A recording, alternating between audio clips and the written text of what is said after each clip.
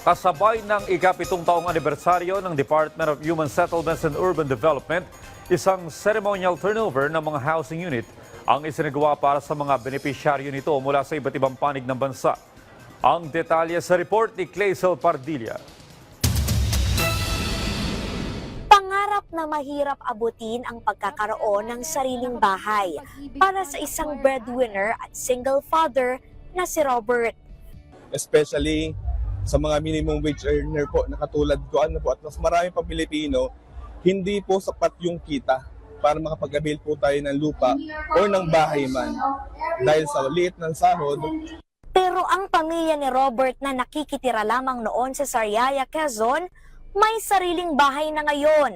Isa kasi siya sa nakatanggap ng bahay mula sa pinalawak na pambansang pabahay para sa Pilipino program ng Department of Human Settlements and Urban Development sa tulong ng Pag-ibig.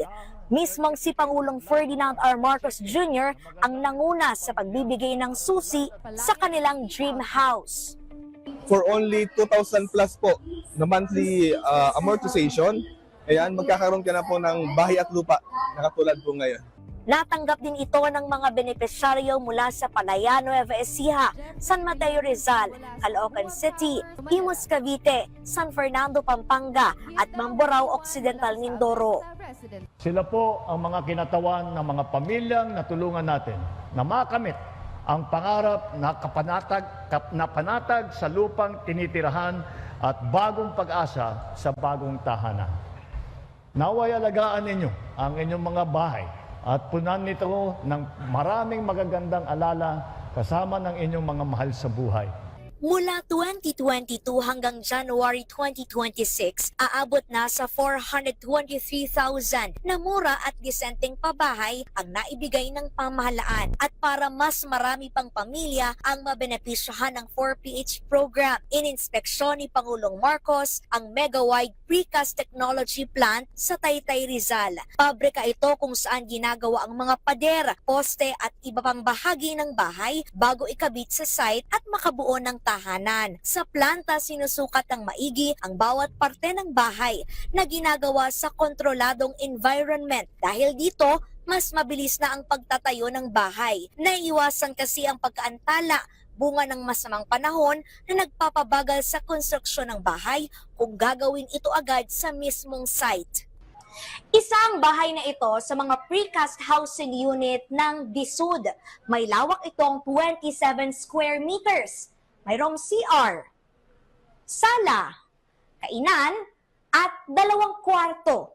Disente ang laki at maaliwalas ang itsura. Ayon sa DSUD, sa loob lamang ng 11 buwan, kaya nilang makapagpagawa ng 300 precast housing unit gaya nito. Nasa 7,000 unit ang inaasahang magagawa ng planta sa loob lamang ng 2 taon. Layunin natin na ang bawat Pilipino ay magkaroon ng bahay na ligtas, na disente at abot kaya.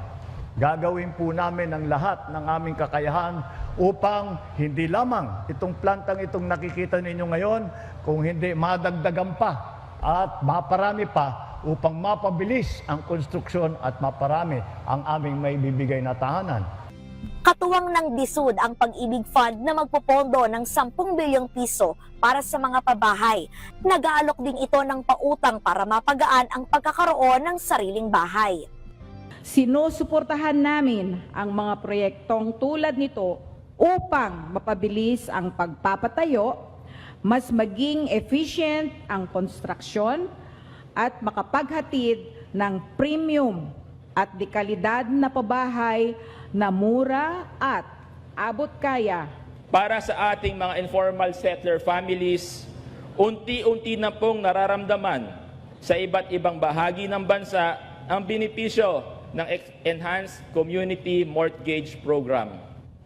Kasama na rin po para sa mga informal settler families, nakikinabang na rin po sila sa presidential proclamations. Nasilimulan na rin natin ang ating mga proyekto para sa incremental at housing program. Bukod sa pabahay na mahagi rin ng Certificate of Lot Award, ang lahat ng ito ay parte ng ika-7 anibersaryo ng DSUD para kay Angelica, hindi lamang ito programa ng gobyerno. Pagkakaroon ito ng seguridad at kapanatagan para sa kanyang 1 taong gulang na anak. Mababawasan yung isipin ko na paano siya banda doon kapag wala na ako. Yun. So, ayun, at least meron na akong isa na alam kong pwedeng mapasa kanya basta mabayaran ko ng ayos at mabayaran ko ng buo. Ayun. Kaya malaking tulong talaga siya. Kalezal Pardilia para sa Pambansang TV sa Bagong Pilipinas.